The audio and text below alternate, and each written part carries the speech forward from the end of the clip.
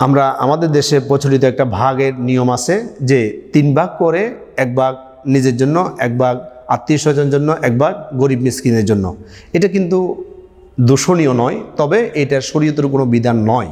এটা আমাদের সংস্কৃতি বা আমরা বানানো একটা রসম বা রীতি বলতে পারি আমরা। কিন্তু রসুল পাক সাল্লাল্লাহু আলাইহি সাল্লাম বা কোরআন হাদিসের দৃষ্টিতে কোরবানি গোস্তটা কিভাবে ভাগ করলে আল্লাহ তাআলার কাছে আমাদের কোরবানিটা গ্রহণযোগ্য হবে, আসুন আল্লাহ তাআলা কি বলছেন। 22 নম্বর সূরা হজ্জের 28 নম্বর আয়াত আল্লাহ তাআলা বলছেন, ফাকুলু মিনহা ওয়া আতিমুল বাইসাল ফাকির। কোরবানির মাংস বা পশুর মাংস তোমরা নিজেরা খাও, ফকির মিসকিনদেরকে তোমরা দিয়ে দাও। অর্থাৎ তোমরা এককভাবে খাবে না, ফকির মিসকিন যারা আছে, প্রতিবেশী আছে, তাদেরকে নিয়ে খাবে। এরপর 22 নম্বর সূরা হজ্জের 36 নম্বর আয়াতে আল্লাহ তাআলা বলছেন, ফাকুলু মিনহা ওয়া আতিমুল কানিয়া ওয়াল মু'তাররা। তোমরা পশুর মাংসগুলো তোমরা যারা তোমাদের কাছে চাই তাদেরকে দাও, যারা চায় না, কিছু মানুষ আছে কোরবানি দিতে পারে নাই, কষ্টে আছে, আগে দিতে পারছে, আগে পারিবারিকভাবে তারা স্বচ্ছ ছিল, কিন্তু এখন তারা গরিব হয়ে গেছে, তারা এখন কারো কাছে বলতে পারতেছে না বা নীরবে তারা কষ্টের মধ্যে রয়েছে, এদেরকে খোঁজ করে করে তোমরা দাও। রসুল আল্লাহ তাআলা কি বলছেন, ফাকুলু মিনহা, আগে তোমরা খাও, তোমরা নিজেরা খাবে, ওয়া তুইমুল কানিয়া ওয়াল মু'তাররা, যারা তোমাদের কাছে চাইতে পারে না আর যারা চায়, উভয়কে তোমরা এই গোস্তর মধ্যে শামিল করো, অর্থাৎ তাদেরকে দাও, তোমরা নিজেরা খাও।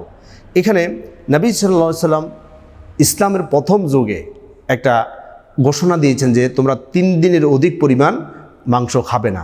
অর্থাৎ ইসলামের প্রথম যুগে মুসলমান ছিল কম, কোরবানি দেওয়ার মতো সামর্থ্য ছিল কম, কিন্তু গরিব মানুষ ছিল অনেক বেশি, যার ফলে রাসূল পাক সাল্লাল্লাহু আলাইহি ওয়াসাল্লাম বলছে তোমরা নিজেরা 3 দিন পর্যন্ত খেতে পারো, এটুকু তোমরা নিজেদের জন্য রাখো, বাকি সবগুলো তোমরা আল্লাহর রাস্তায় দান করে দাও, যাতে করে আমার উম্মতের মধ্যে যারা গরিব আছে প্রত্যেকের কাছে কাছে, প্রত্যেকের হাতে হাতে এই কোরবানির মাংস পৌঁছে যায়। আসুন আমরা রাসূল পাক সাল্লাল্লাহু আলাইহি ওয়াসাল্লামের হাদিসগুলো শুনি। জামিউ তিরমিজির হাদিস নাম্বার 1509, আন ইবনে উমর রাদিয়াল্লাহু তাআলা আনহু قال আন নবী সাল্লাল্লাহু আলাইহি ওয়াসাল্লাম লা ইয়াকুলু আহাদুকুম মিন লাহমি উদহিয়াতিহি ফাওকা সালাসাতি আইয়াম। ইবনে উমর রাদিয়াল্লাহু তাআলা আনহু তিনি বলছেন, রাসূল পাক সাল্লাল্লাহু আলাইহি ওয়াসাল্লাম আমাদেরকে বলেছেন, লা ইয়াকুলু আহাদুকুম, তোমরা কেউ খাবে না, মিন লাহমি উদহিয়াতি, কুরবানি মাংস, ফাওকা সালাসাতি আইয়াম, 3 দিনের অধিক, অর্থাৎ 3 দিন পর্যন্ত খেতে পারো, এতটুকু রাখো, বাকিটা আল্লাহর রাস্তায় তোমরা দান করে দাও। এরপর আরেকটা হাদিস শুনুন, সহিহ মুসলিম শরীফ হাদিস নাম্বার 4992, আন ওমর ইবনুল খাত্তাব রাদিয়াল্লাহু তাআলা আনহু قال قال রাসূলুল্লাহ সাল্লাল্লাহু আলাইহি ওয়াসাল্লাম, ওমর ইবনুল খাত্তাব রাদিয়াল্লাহু তাআলা আনহু তিনি বলছেন, রাসূল পাক সাল্লাল্লাহু আলাইহি ওয়াসাল্লাম আমাদেরকে বলেছেন, কদ নাহাকুম আন তাকুলু লুহুমা নুসুকিকুম ফাওকা সালাসাতি লায়ালিন ফালা তাকুলু। অর্থাৎ কদ নাহাকুম, আল্লাহ রাসূল সাল্লাল্লাহু আলাইহি ওয়াসাল্লাম আমাদেরকে নিষেধ করেছেন, আন তাকুলু, আমরা যাতে না খাই, লুহুমা নুসুকিকুম ফাওকা সালাসান লায়ালিন, অর্থাৎ 3 দিনের অধিক পরিমাণ যাতে করে আমরা কোরবানি মাংস না খাই, এজন্য রাসূল পাক সাল্লাল্লাহু আলাইহি ওয়াসাল্লাম আমাদেরকে নিষেধ করেছেন, ফালা তাকুলু, সুতরাং তোমরাও খেও না। এটা হযরত ওমর রাদিয়াল্লাহু তাআলা আনহুর বক্তব্য। এরপর যখন ইসলামের স্বচ্ছতা চলে আসলো, কোরবান দেওয়ার মতো উপযুক্ত লোকের সংখ্যা বেড়ে গেল, গরিবের সংখ্যা কমে আসলো, তখন রাসূল পাক সাল্লাল্লাহু আলাইহি ওয়াসাল্লাম এবার ঘোষণা করলো, তোমরা এই কোরবানি মাংস নিজেরা খাও, অন্যদেরকে দাও, এবং তোমরা জমা করতেও কোনো অসুবিধা নাই। আসুন রাসূলুল্লাহ সাল্লাল্লাহু আলাইহি ওয়াসাল্লাম কি বলছেন আমরা শুনি। সুনানে আবু দাউদ শরীফের হাদিস নাম্বার 2813, আন নুবাইশা রাদিয়াল্লাহু তাআলা আনহু قال قال রাসূলুল্লাহ সাল্লাল্লাহু আলাইহি ওয়াসাল্লাম, ইন্না কুন্না নাহাইনাকুম আন লুহুমিহা আন তাকুলুহা ফাওকা সালাসিন। রাসূল পাক সাল্লাল্লাহু আলাইহি ওয়াসাল্লাম ইসলামের প্রথম যুগে আমাদেরকে 3 দিনের অধিক পরিমাণ কোরবানির পশুর মাংস খেতে আমাদেরকে নিষেধ করেছেন, লিকাই তাসাআকুম। রাসূল পাক সাল্লাল্লাহু আলাইহি ওয়াসাল্লাম যখন আমাদের এই গরিবের হালতের মানুষগুলো কমে গেল আর ধনী ব্যক্তি বেড়ে গেল, ইসলামের শেষের দিকে রাসূল পাক সাল্লাল্লাহু আলাইহি ওয়াসাল্লাম এবার বললেন, ফাকাদ জা আল্লাহু বিসসাআতি, আল্লাহর পক্ষ থেকে তোমাদের উপর এখন স্বচ্ছতার পরিমাণ বৃদ্ধি হলো, অর্থাৎ স্বচ্ছতা তোমাদের কাছে ফিরে আসলো, সুতরাং তোমরা ফাকুলু, তোমরা খাও, অদ্দাখিরু, তোমরা মানুষকে দান করো, অত্যাজিরু, অর্থাৎ তোমরা ফাকুলু অদ্দাখিরু, তোমরা জমা করে রাখো, অত্যাজিরু, এবং তোমরা আল্লাহ রাস্তায় দান করো। অর্থাৎ এখানে রাসূল পাক সাল্লাল্লাহু আলাইহি ওয়াসাল্লাম সর্বশেষ এসে 3টা স্টেপ বর্ণনা করেছেন, ফাকুলু, তোমরা খাবে, অদ্দাখিরু, জমাও করতে পারো, অত্যাজিরু, তবে তোমরা বেশি বেশি করে দান করে আল্লাহর কাছে নৈকট্য হাসিল করো। অর্থাৎ আমরা কোরবানি মাংস ডিস্ট্রিবিউশন করার ক্ষেত্রে আমরা যারা কোরবান দেয় নাই বা যারা গরিব রয়েছে, বিশেষ করে আত্মীয় স্বজন যারা রয়েছে, তাদের কাছে আমরা বন্টন করব। এই বন্টনের ক্ষেত্রে কোনো মাপকাঠি আল্লাহ তাআলা বা রাসূল সাল্লাল্লাহু আলাইহি ওয়াসাল্লাম দেয় নাই। আমরাও একেবারে মাপকাঠি নিয়ে এটাকে একেবারে ফরজ বানিয়ে ফেলা, ওয়াজিব বানিয়ে ফেলা এটাও দরকার নাই।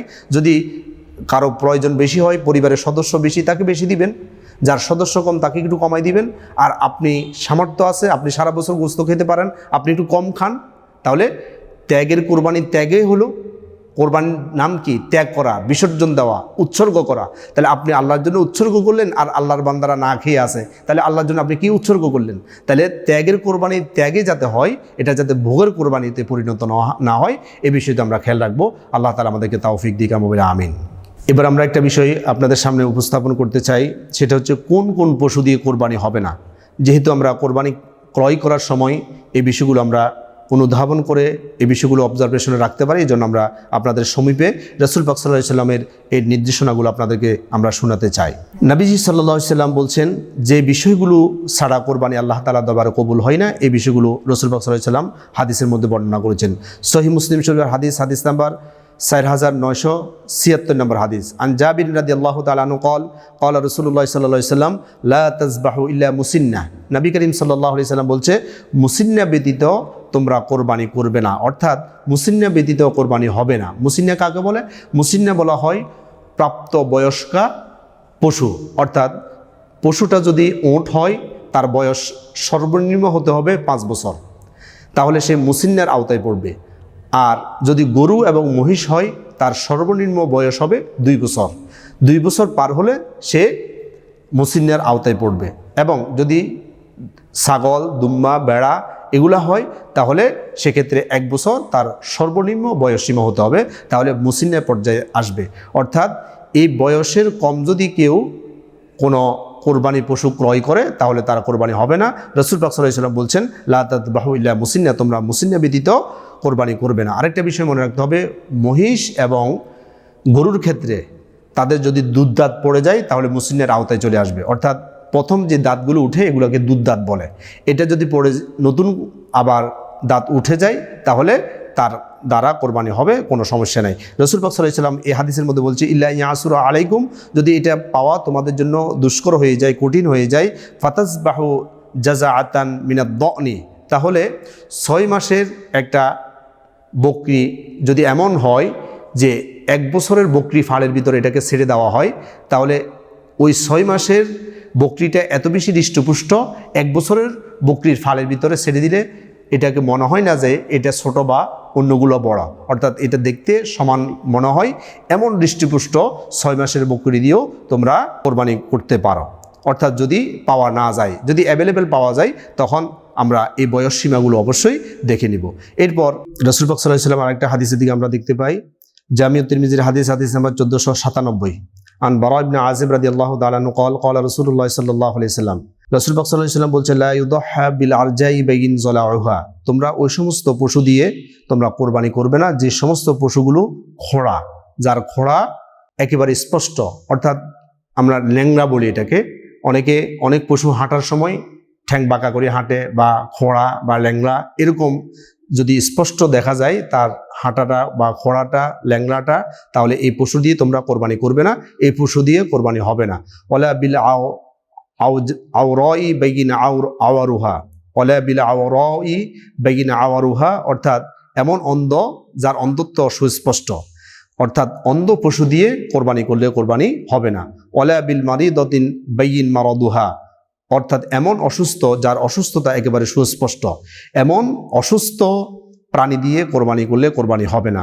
ওয়ালা বিল আজফা ইল্লাতি লা তুনকি, অর্থাৎ রাসূল পাক সাল্লাল্লাহু আলাইহি ওয়াসাল্লাম বলছে, এমন দুর্বল ক্ষীণ এমন পশু যে যার হাড্ডির ভিতরে যে মগজ আছে, মগজ পর্যন্ত শুকিয়ে গেছে, এমন ক্ষীণ দুর্বল পশু দিয়ে কোরবানি করলে কোরবানি হবে না।